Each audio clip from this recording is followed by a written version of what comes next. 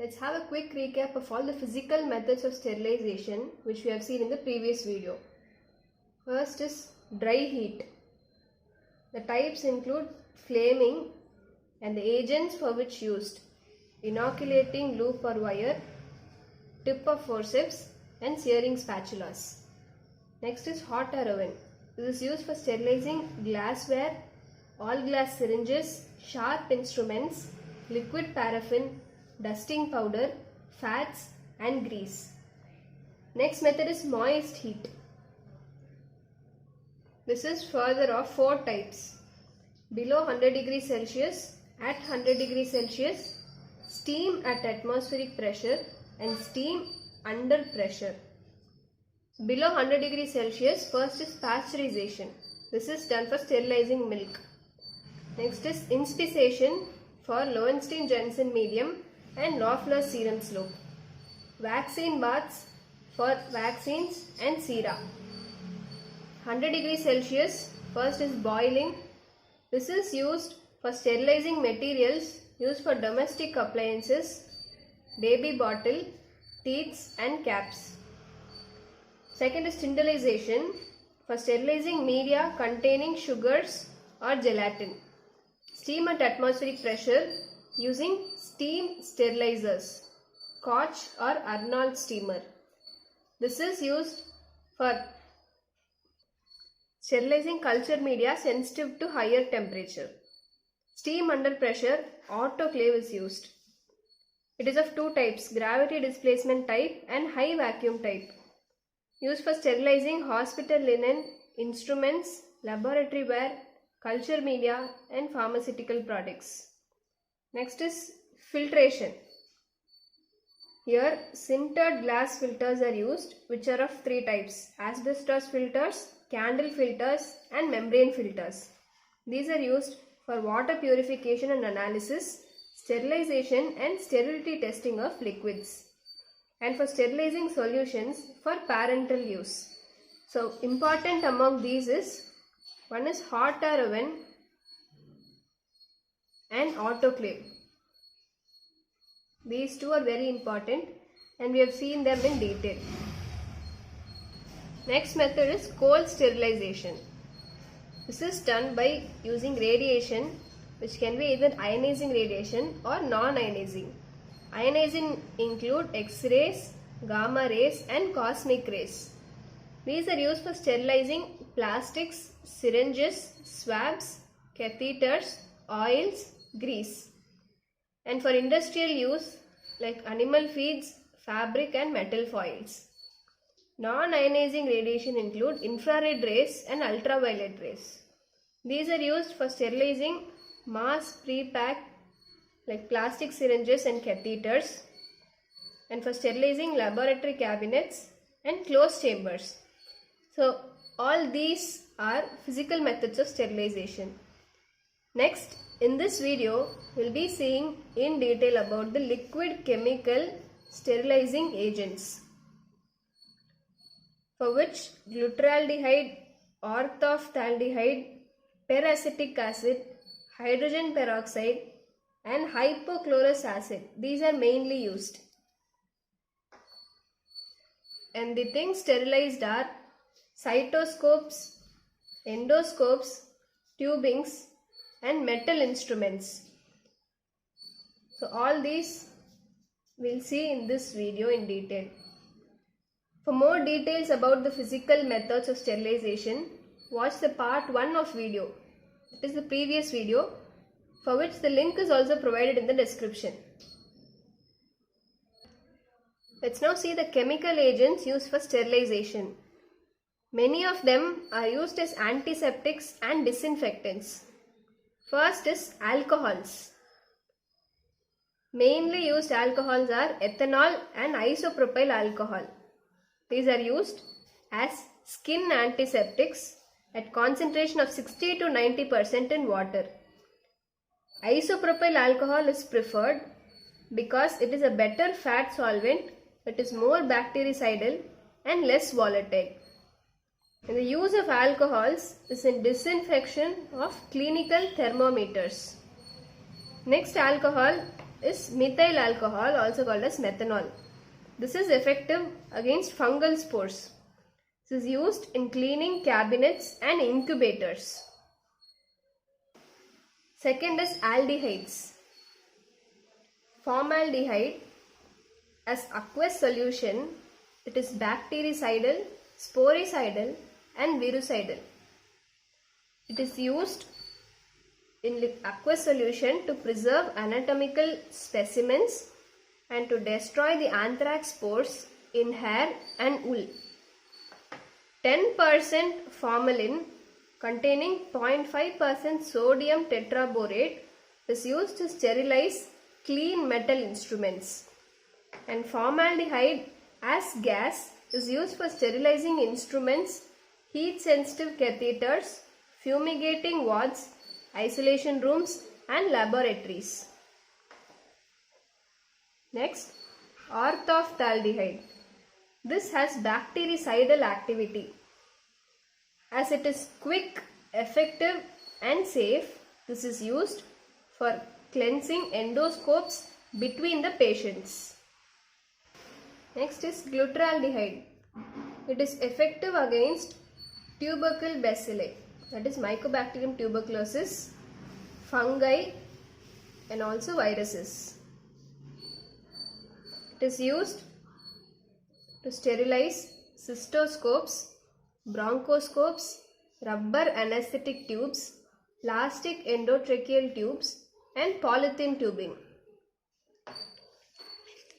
Peracetic acid. It has good sterilization effect on common antibiotic resistant bacteria like methicillin resistant Staphylococcus aureus and vancomycin resistant Enterococcus and Clostridium difficile. Next is hypochlorous acid. This is active against biofilms and microorganisms within the biofilms. Third is dyes. Two groups of dyes are mainly used, aniline dyes and acridine dyes. They are bacteriostatic in high dilution and have low bactericidal activity. The dyes are more active against gram-positive bacteria. First, aniline dyes. They include dyes like brilliant green, malachite green and crystal violet. They do not act against tubercle bacilli. So therefore, the malachite green is used as selective medium in Lowenstein-Jensen media. So the malachite green is used as selective agent in the Lowenstein-Jensen medium. Next is acridine dyes, which include proflavin, acriflavin, euflavin and aminacrin. These are not as selective as aniline dyes. The mechanism of action is they impair the DNA complexes of organisms and therefore they prevent the replication of the bacteria. Fourth is halogens. Mainly used are iodine, chlorine and compounds of chlorine, that is hypochlorite. Iodine and chlorine hypochlorite. Iodine is used as skin disinfectant. These are also used as skin disinfectants. Iodine is bactericidal and it has moderate action on spores. The chlorine and hypochlorite are bactericidal and also virucidal, that is they are capable of killing the virus. Iodine is active against tubercle bacillus and viruses. Chlorine and hypochlorite are used for disinfecting town water supplies, swimming pools, food and dairy industries. Fifth is phenols. These are the disinfectants used in hospitals. The phenols are obtained by distillation of coal tar at 170 to 270 degrees Celsius. They are bactericidal. They damage the cell membrane and cause inactivation of membrane-bound oxidases and dehydrogenases, leading to the lysis and death of the microorganism. The commonly used phenols are lysol and cresol. Hexachlorophene, which is a type of phenol, is potentially toxic, so it is not used. Sixth is gases. Ethylene oxide. It is a sweet, ethereal smelling and highly inflammable gas. It is highly explosive at a concentration of greater than 3%. So the gas is combined with 10% carbon dioxide or nitrogen to make it less explosive. Use of ethylene oxide is in sterilizing heat sensitive equipments like heart-lung machines, respirators, suture material, dental equipment, books and clothing. Next is formaldehyde gas. This is used for fumigation of operation theatres, but this is no longer preferred. Beta propiolactone, BPL. This is a condensation product of ketane and formaldehyde. This is no longer used because it is carcinogenic. That is, it has the ability to induce cancer formation. Next is hydrogen peroxide fogging. This is bactericidal. It is bactericidal by oxidizing cell wall of the organisms. Advantage of hydrogen peroxide is it has short cycle time and it is non-toxic. Seventh is surface active agents. These are used as wetting agents, detergents and emulsifiers. The common compounds include acetyl trimethyl ammonium bromide, known by the common name citavlon or cetribide, and benzalkonium chloride. Eighth is metallic salts. The salts of silver, copper and mercury are used as disinfectants. They coagulate the protein and have the ability to combine with free sulfhydryl groups of cell enzymes. The copper salts are fungicides, that is, they kill the fungus. Let's now see about the testing of disinfectants. Here, phenol is taken as standard. First is Radial-Walker test.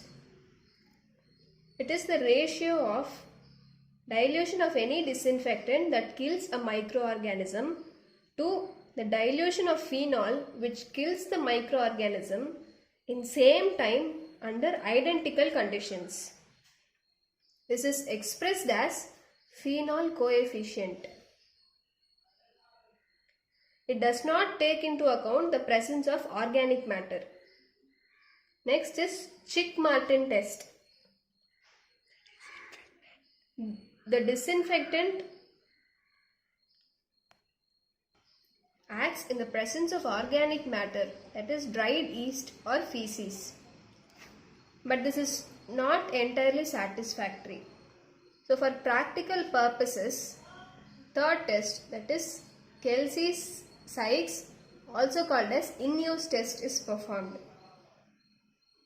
Here, working solutions of disinfectants used in the hospitals are sampled at different times during their use. Next, let's see about the different levels of disinfectants.